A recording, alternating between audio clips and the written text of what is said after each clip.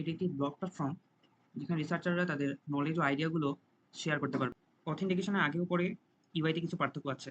প্রথমে অথেন্টিকেশন অবস্থায় ফিচারগুলো দেখাচ্ছি, শেষের দিকে লগ ইন এবং রেজিস্ট্রেশন অংশটি দেখাবো। হোম পেজে আগে পাবলিশ হওয়ার রিসার্চগুলো দেখা যাচ্ছে।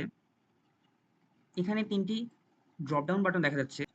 প্রথমটি ক্যাটাগরি ফিল্টার করবে। টেস্ট করার জন্য কিছু ডেমন ডেটা দেওয়া হয়েছে।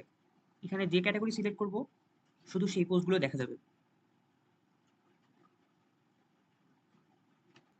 পাশের সার্চ বাটন থেকে কোনো পেপারের এক্স্যাক্ট ওয়ার্ডগুলো খুঁজে বের করতে পারবো।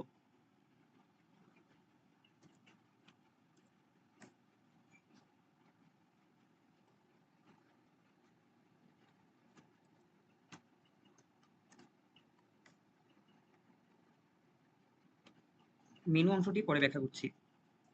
এখানে প্রতিটি নামের সাথে, প্রতিটি কার্ডের সাথে সেই রাইটারের নাম আছে। সেই নামে ক্লিক করলে শুধুমাত্র সেই রাইটারের পেপারগুলো ফিল্টার হবে।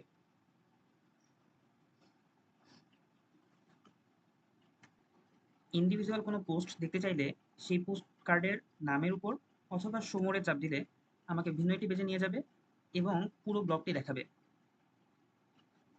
প্রতিটি পোস্টের নিচে একটি কমেন্ট সেকশন থাকবে, যেখানে আমি একজন ইউজার হিসেবে পোস্টে কমেন্ট করতে পারি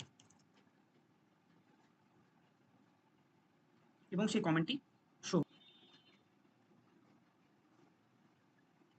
এরপর মেনু থেকে ড্যাশবোর্ডে গেলে সবগুলো প্রিভিয়াস পোস্ট দেখাবে। আমি চাইলে সেগুলো এডিট করতে পারি এবং ডিলিট করতে পারি, এবং এখানে নতুন পোস্টের অপশন থাকবে, এবং এই নতুন পোস্টের অপশনটি আমার মেনুর এখানেও থাকবে। এখান থেকে আমি একটি নতুন পোস্ট ক্রিয়েট করতে পারি।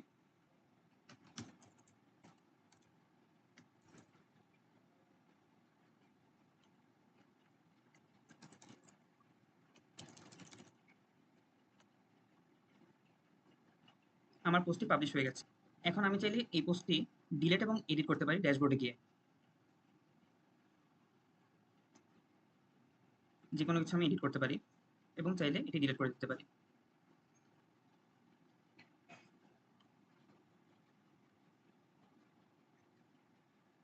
আমার নেভবারে একটি সাবস্ক্রাইব বাটন দেখা যাচ্ছে।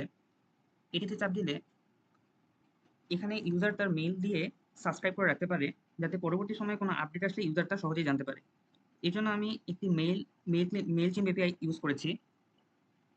এখানে একটি অথেন্টিক মেইল দিয়ে সাবস্ক্রাইব করে রাখলে সেই এপিআইটি সেই ইউজারকে ট্র্যাক করে রাখে এবং কোনো চেঞ্জ আসলে বা কোনো নতুন পোস্ট আসলে সহজেই সেই ইউজারকে একটি মেইল করে দেয়।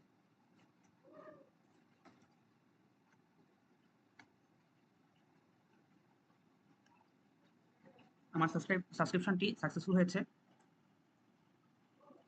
মেইলচিম্পে যে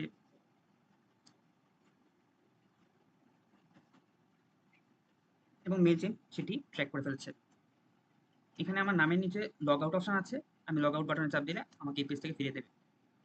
এরপর নতুন ইউজাররা রেজিস্ট্রেশন বাটনে চাপ দিলে এখানে তার নাম এবং সব ডিটেলস দিয়ে সাইন আপ করতে পারবে, এবং একই সাথে পুরনো ইউজাররা এখানে লগ ইন করতে পারবে।